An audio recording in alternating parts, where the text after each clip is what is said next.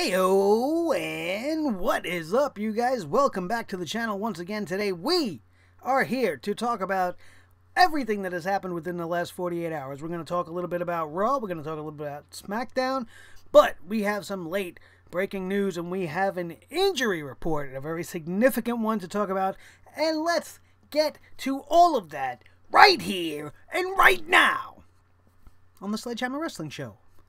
Let's do it. The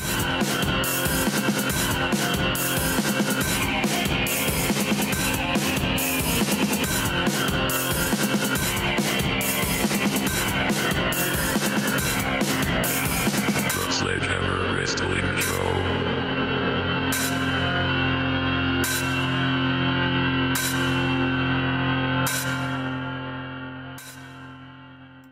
What is up, everybody? Thank you so much for joining us here once again. I am your host, Nick Nightmare. This is the Sledgehammer Wrestling Show right here on Sledgehammer TV, only available on YouTube.com.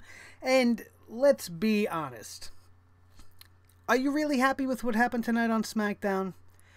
We're going to start off simply by saying I hope John Cena is okay, because that bump he took at the end of this match was fucking sick. And I know you could see that 100 times over in any New Japan match, all these close call and real stiff looking kind of drops, but that looked brutal. That is a heavy man. That is a lot of weight coming down on that neck, and I can only hope that nothing serious comes of it. I don't believe that to be the case at all, as there was a dark match of sorts, or something that happened when the cameras went off the air on SmackDown Live, where Baron Corbin would come out and cause some hoo-ha going on, and John Cena would end up, giving him an attitude adjustment. So it looks like the Golden Boy is alright, but man, that was one hell of a bump. Regardless, in the end, we have a new #1 contender for Jinder Mahal's World Heavyweight Championship. God, I hate saying that.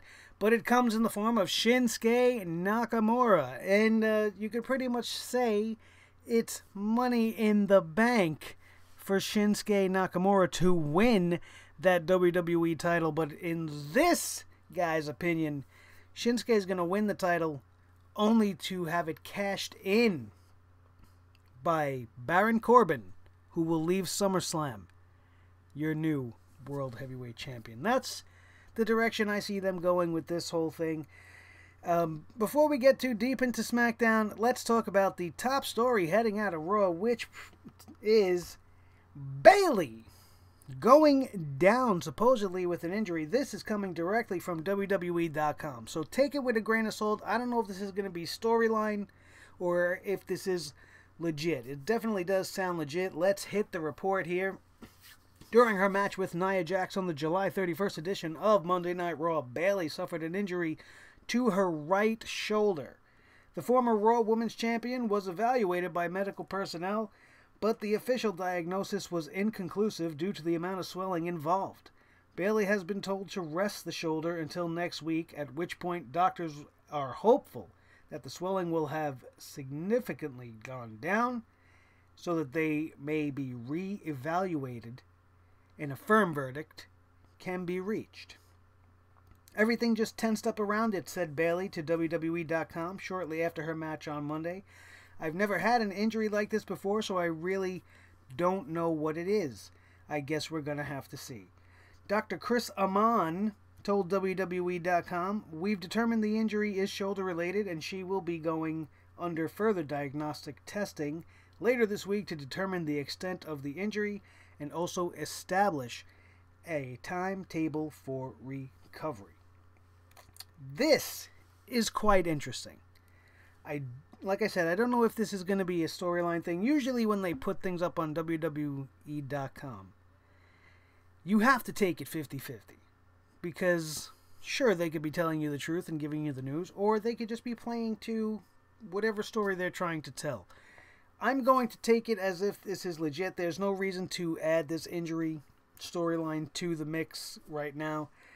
I believe that this is a probably really big bump in the road for the WWE Women's Division, but this probably is great for Bayley. because the way she's been used and booked up until this point, she needs to go away for a little while. So if she is in fact injured, not that I wish it upon anybody because I don't, it definitely is coming at a good time. Because the absence of Bayley will make people miss her, I guess. I hope, anyway. And maybe they could bring her back in a better way than they have been featuring her in her initial debut on the main roster. Maybe she comes back and moves over to SmackDown. Who knows? We still have to wait and see. This could just be a very minor thing where she's got some swelling and she can't move, and then it's going to go down, and then maybe she'll be alright and be cleared to go for SummerSlam. I don't know if there's going to be any changes being made. As of right now, it doesn't look to be the case. Definitely could replace Bayley with Sasha Banks at the drop of a dime in a heartbeat if they needed. It's already been set up. It's all in there. Alexa Bliss on Monday Night Raw was cutting a promo that was almost kind of more on Sasha Banks than it was on Bayley. So it's all there. If that happens, I'm sure they'll be fine, and they have a backup plan in motion that they'll be able to pull the trigger on. But unfortunate. I don't like to hear anybody getting injured, but as I said, it may be in the long run, or at least down the line, it may prove to be something more positive for Bayley. Since we're talking about Bayley and Monday Night Raw, let's talk about Monday Night Raw. The only significant thing that happened on Monday Night Raw actually was Miz TV, which I've been kind of shitty about, or been shitting on this show particularly.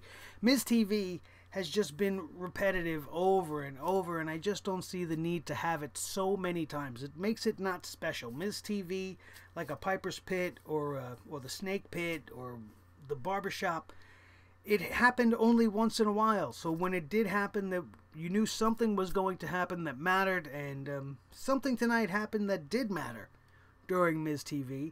And I don't think it was meant to happen, but it was very clear, to at least my eyes, that Jason Jordan, in comparison to a star like The Miz, is bland as butter.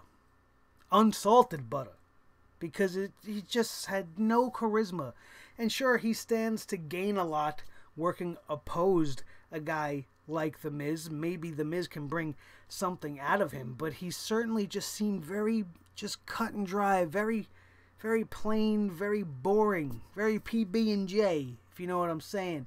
And what was the deal with that fucking music? The Jason Jordan music. Holy shit. I thought they struck out with Big Cass. You couldn't have taken a bigger hit or swing rather, and miss than with this song. Holy fuck. If they were trying to make it sound anything similar to Kurt Angle's song, it didn't. It sounded like fart horns. That's what it sounded like. Horns farting. I don't even remember the rhythm because I just want to forget it. It was absolutely fucking terrible. And the WWE guys in the music department over there just been striking out lately. They've been doing good on the NXT side of things, but when they come to the main roster and like even the Mike Kanellis song, I don't hate it, but like you couldn't have come up with something a little better. I know it's catchy and I know a lot of people like it and whatever, but it's just, I don't know. I feel like they could be producing so much better work. But the segment, let's not let the music distract us from the fact that the segment ended up coming off very well for both guys. It ended up with The Miz getting suplexed into the Miztourage. It was a very good segment, except that it kind of showcased the fact that Jason Jordan, as a charismatic entity, has a long, long, long way to go. Even though in the ring, he's definitely one of the best superstars you are going to see. We are going to get to his former tag team partner, Chad Gable, and what he did tonight on SmackDown Live, which was absolutely fucking phenomenal, in just a few minutes. We're going to talk a little bit more about Monday Night Raw. So Brock Lesnar threatens to leave. Who cares? Let's move on past that, because if you really care that he's gone, then you haven't been watching, because Brock Lesnar's been gone. So who the fuck cares? If he loses, he's going to go fight John Jones in the UFC. Bye. See ya. Will be great to see you when you come back. Maybe you'll wrestle more than 3 times a year. Fan-fucking-tastic. The biggest thing to me, I mean, the Miz and the Jason Jordan thing was significant. You know, it was something different and something moving along the lines in storyline. But if you want to talk about storyline, the best storyline going on probably in the whole entire company right now is what they're doing with Seth Rollins and Dean Ambrose. It feels like old school wrestling. It feels somewhat magical because Dean Ambrose just does not trust Seth Rollins. He just cannot get himself to trust him. His lunatic ways are really starting to kind of to show. They've never really bubbled up to the surface. He's never really lived up to being a lunatic. As I've said many, many times on this show, the lunatic fringe. Didn't mean shit to me. He's been the lunatic cringe. I've been calling him that for months. But this is intriguing, and I like it. And the fact that Seth Rollins is trying everything he can just to like build a bridge. He doesn't even want to cross the bridge yet, I think. He just wants there to be some sort of an open line of communication. Like, hey, come on, we were boys. I did this. I fucked up. I've owned up to it. Let's move on past it. But the lunatic just can't let it go. And everything that happened with them on Monday night was great. But the fact that the interactions backstage and all the cut scenes and promo scenes took up more time than the actual match that they gave Seth Rollins versus Sheamus to set up this whole thing. That's the problem with Monday Night Raw. The wrestling match should have taken way more time than 3 separate backstage segments that took up a whole lot more time than the actual match that we've seen in the ring. Speaking of that, why was Sami Zayn beaten in like 4 minutes by Aiden English? Was that absolutely necessary? That's SmackDown, but and I'm jumping around because I got it all jumbled in my head, and I apologize for that. But it just comes to the forefront because I'm talking about similar things, because that match was very quick to me, and this on SmackDown again. This was the one thing tonight that I really had a problem with more than anything else. I don't understand why they're booking Sami Zayn that way. I don't understand why Aiden English is getting a strong push and starting to beat some big names, even if it was some kind of a 5-minute bullshit match because Mike and Maria Kanellis came out and cost Sami Zayn the match. I don't get it. It's illogical. But the rest of SmackDown was alright, and like I said, we'll get to that. Back to Raw, and I'm sorry for jumping around, you guys. But other than that Seth Rollins and Dean Ambrose thing, there wasn't much. The triple threat match was okay. You know, Roman Reigns, Braun Strowman, Samoa Joe. But they gave Roman Reigns the clean win in the end. Nobody should have won that match.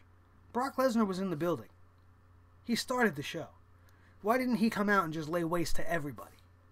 That's what should have happened. There should have been nobody winning that match going into the Fatal 4-Way at SummerSlam. Why did we have to make Roman look strong? Why? Everybody should be on even playing grounds. And there was no better way to do that than to have the Beast just come out and fucking destroy everybody. Braun Strowman, you want Brock Lesnar? Here he is. Let Brock Lesnar put him through a table. Let him live up to what he said at the beginning of the show, that I'm going to leave if I lose the title, but I'm not going to lose the title because nobody can beat me. So go out there and let him prove that. Make some chaos. Make something interesting happen. But they didn't. Instead, they just went with, we'll give the win to Roman. It's not really going to hurt anybody. Samoa Joe's beaten Roman Reigns like 4 times already, so he can get his shoulders pinned to the match. It's a triple threat.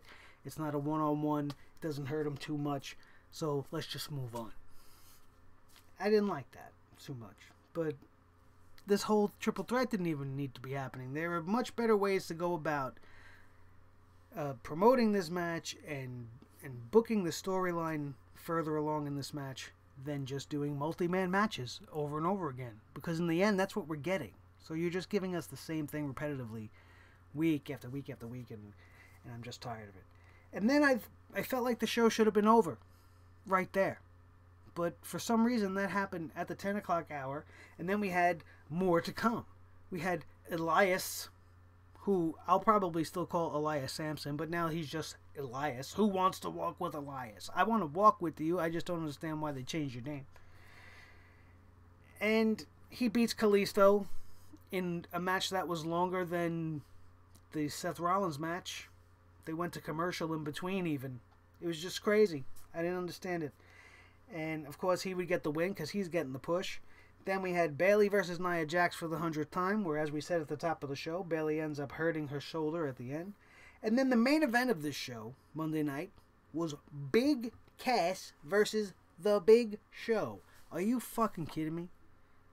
This is the show that should have... This is the match, rather, that should have started the show. Get it over with. Get it off my TV. Because I don't care about Big Cass versus The Big Show. I'm starting to care less and less about Big Cass as the week goes on.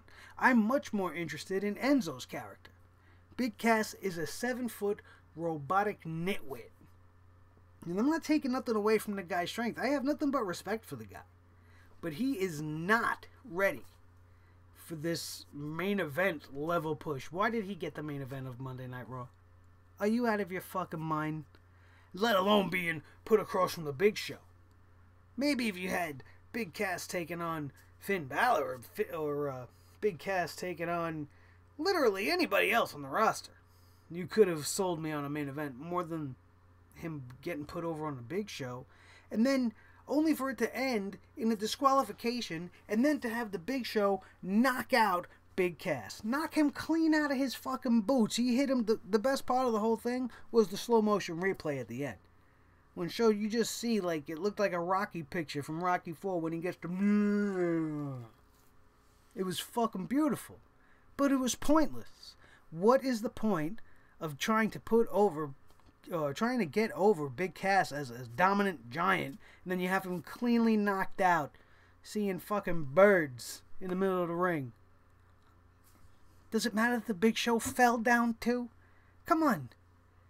You just did all of that for nothing. And you made him look like a certified jerk-off. Never mind certified G. Big Cass got knocked out. So what was the point? You didn't have any epic ending where he's standing tall over the Big Show. He didn't destroy and dominate the Big Show and then put Enzo through a table or do anything. No. We got to see him give the boot to Enzo, and Enzo goes and does his face on the floor with his eye rolling up, which we've seen how many times now. And then you have him in the Big Show, and then the Big Show punches him in the face, and they both go down like the end of Rocky 3. Are you fucking kidding me? That was the end of Monday Night Raw? Horrendous. It was a terrible show. It was no wonder that I fell asleep. Again, in the middle of the show, and had to rewatch the show tonight, which is why we're talking about it all in one big heap tonight. But, Monday Night Raw, if you missed it, you didn't miss anything, except for some cool shit happening between Ambrose and Rollins, and the interaction between The Miz and Jason Jordan. That's it. Everything else, done. SmackDown is a whole nother ball of wax. SmackDown tonight, I'm going to say, actually was not that bad, except for a few minor things, and we're going to get right to that. First of all, why did we have to have AJ Styles versus Kevin Owens again for the United States Championship, only for it to lead to another controversial ending so that we can have Daniel Bryan choose to put Shane McMahon in as the special referee in another match between the two? This is going to be, what, like 6 or 7 in the last 2 months for the United States title. Now Shane McMahon's going to be directly involved, and it is unnecessary. This feud should be over with and done. AJ Styles should be on his way towards the World Heavyweight Championship, not wasting his time wrestling Kevin Owens over and over and over again. Now, I'm all for everything they've done in the ring. It's not about the match quality. These guys can't put on a bad match against each other if they tried. Each and every match they've had in the series has been very good, if not great. None of them have been bad. There have been some better than others, but they have all been very good. And I'm sure that their match at SummerSlam is going to be great. But it's already now taken down with the fact that you're going to have a special guest referee and there's going to be some kind of bullshit ending again. And we're going to end up having Kevin Owens versus Shane McMahon down the line at some point. I'm just glad that it's not happening at SummerSlam. I really hope that I don't see it happen ever. But that was the opening of SmackDown Live. We had a great match between AJ and Kevin Owens.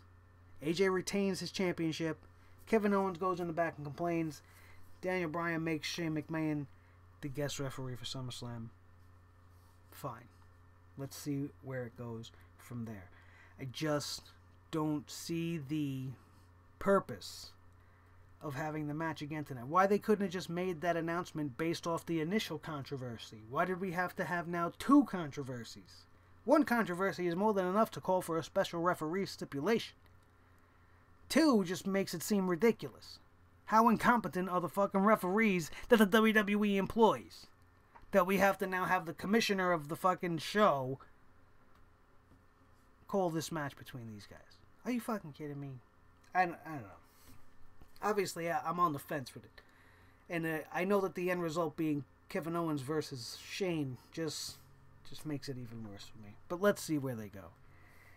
One of my favorite segments of the night was the Usos coming out mocking the New Day. They definitely faked out the whole entire crowd because they started off with the New Day bit. But then they said, clap for your beat down tag team champs and feel the power. And the Usos would come out, would start freestyle ripping on the New Day. And it was refreshing. It was new. It was fucking awesome. Everything about the Usos is great. This has by far been my favorite incarnation of the Usos. This real, braggadocious, heavy swag. Like, don't fuck with us. We will tear you down. Real gangster fucking Usos, man. And I just fucking love it. It just screams tag team wrestling to me. And it makes me feel good watching the Usos. And I definitely hope that they get the titles back. Because the New Day don't need them. And a team that's been doing as well as the Usos definitely should be the flag bearers for the tag team division. Even though there's only like 3 teams for them to play with anyway. Hopefully we find Fandango soon. Because that whole fucking thing that happened with Fashion Peaks tonight and Tyler Breeze, and obviously they were mocking Twin Peaks, and it was fantastic. It was absolute mindfuck TV. You just watch Tyler Breeze being absolutely ridiculous, and in his dreams he finds Fandango and he's speaking backwards and doing his little thing, and then the Ascension's there, and you got one of them pouring syrup on a hunk of wood, and the other one's just fucking laughing like insane. It was absolutely a nightmare. Not like me, Nick Nightmare. It was a real legit nightmare on my screen. I'm like, what the fuck am I watching? And then Tyler Breeze wakes up and claims that he knows where Fandango is, and we're going to see some furthering of this hopefully next week, and they get this over with, because as entertaining as it is, and I'm enjoying it, it's absolutely been the best part of everything SmackDown has been doing over the last few weeks. Everything that the Fashion Police and Breeze and Fandango have been doing is golden, and I love it. But as I've said repeatedly on this show, this would be made even better if they would get to the ring and kick ass and stop playing games when the bell rings, and then end up being a very dominant team. It's something that can definitely happen. But they just won't do it. I don't know why. That actually happened much later in the show, and we won't have to talk about it then. After the Usos came out, we had the Aiden English Sami Zayn debacle, where Mike Kanellis comes out only to see Sami Zayn lose in less than about 4 minutes. It was the one real spoiling moment of tonight. The women's tag team match, Naomi and Becky Lynch versus Carmella and Natalya, I was fine with it. The girls did pretty good. It wasn't too bad. It's been better than what we've been seeing as of late. I think Carmella's starting to come around, and it'll be interesting to see the direction that the women are going on SmackDown.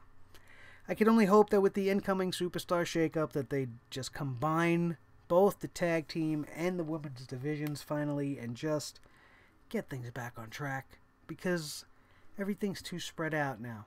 You have to start to find a way to bring things back together while keeping the integrity of the brand split, even though they don't really seem to care about that too much nowadays. After the women's tag team match was, for me, the match of the week. Rusev, handsome, sexy Rusev, went one-on-one with former American Alpha Team member Chad Gable. And let me tell you something about Chad Gable. This man is a horse, man. He is an absolute joy to watch in the ring. To see him hoist a man twice his size, maybe 3 times his weight, with ease, up over him in a German suplex and land bridged, is absolutely amazing. The moonsault that he would land after taking Rusev down yet again multiple times in the match, Chad Gable was able to floor the big man. And in one instance, he would go up to the top corner and hit one of the most beautiful moonsaults I have seen in a long time. Now, a moonsault is a pretty common move nowadays, but when it is done the way that it was done by Chad Gable, it is absolutely breathtaking. And he landed it beautifully, and Rusev sold it perfectly. And it was one of the closest 3 counts of the whole entire match. And the match kept going after that. This was one of the few matches that I've been able to see put on by the WWE in the last maybe few months that actually had me on the edge of my seat. It was something new, something I have not seen, and the guys were just killing it. And it was fucking great.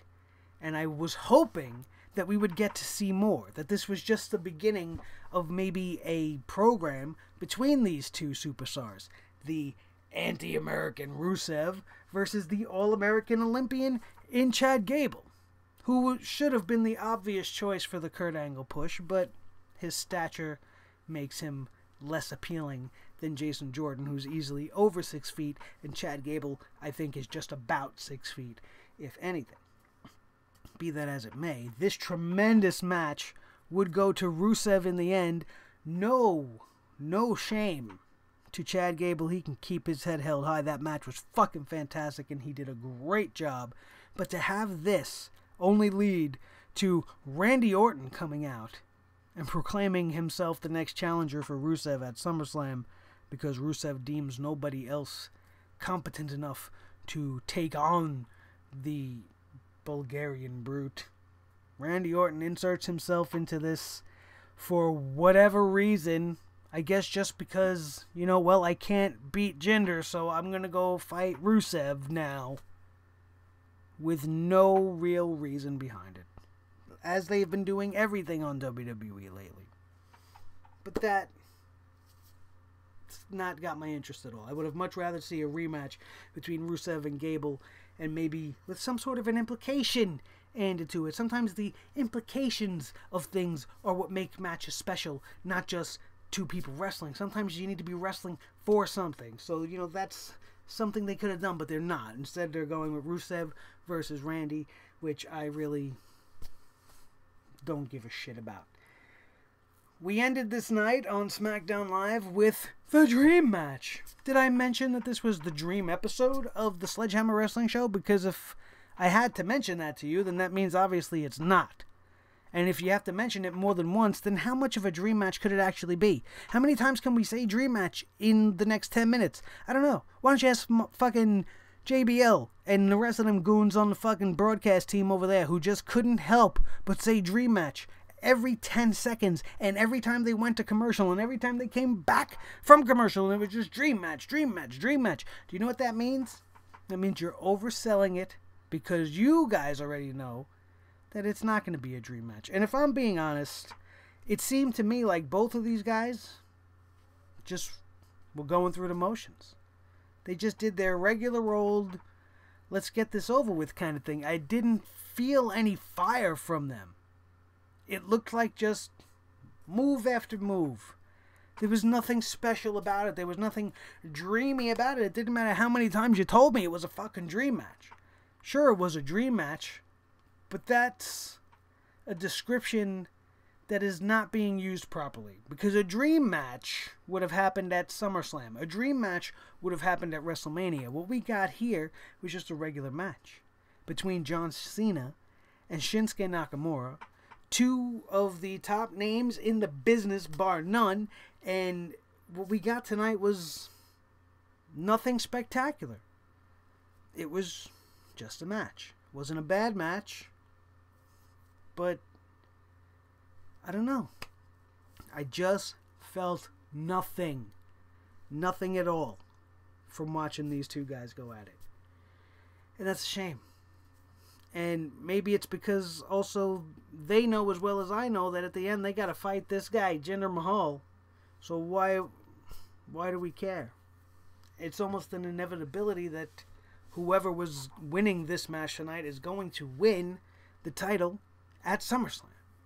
Unless the WWE really wants to stick it to the fans and really can't give up on something even when they know it's tanking and they believe that they're doing the right thing even when it is wrong and it's just hurting everybody involved. It's hurting Jinder. It's hurting everybody that has to face Jinder. It's hurting the World Heavyweight Championship. It's hurting the brand. It's hurting the company. But they are the type of people that will be stubborn enough to stand in their own shit even though they smell it all over the place and won't change their shoes when they're done because they're right and we're wrong. What do we know? We're just internet people with YouTube shows that can say whatever we want, right? But some of us are fans that have been watching forever and we know what we're looking for. And we know that what you're giving us is not what we're looking for. This was not a dream match. You guys, you can call something whatever you want. The fact of the matter is when the match was over, it would have been described as a dream match. Would you still call that a dream match now that the match is concluded? You guys saw what I saw. Let me know in the comments below what you think. Was that a dream match? Now that it's over, all the hype, all the pomp, all the circumstance around it, the #1 contendership up for grabs, New Japan's #1 export versus the all-American superhero god. And what did we get? A lackluster SmackDown main event. And when Chad Gable and Rusev can outshine John Cena and Shinsuke Nakamura in one night, that doesn't say very much about how these guys felt going into this match. I just feel like they phoned it in. They didn't care. And if they don't care, why the hell should I care? But I care enough to be here talking to you guys, telling you what I think. Don't forget to feel free to let me know what you guys think about everything we talked about tonight, from Bayley's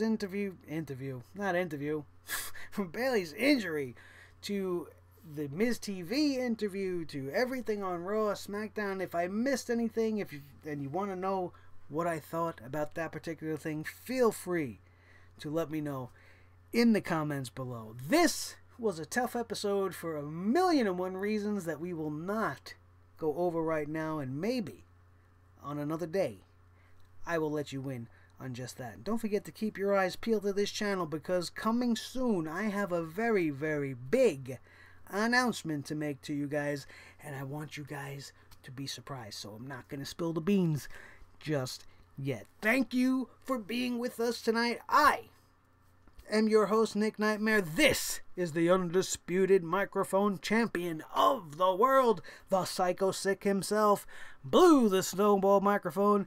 Thanking you guys for being with us. This has been the Sledgehammer Wrestling Show right here on Sledgehammer TV.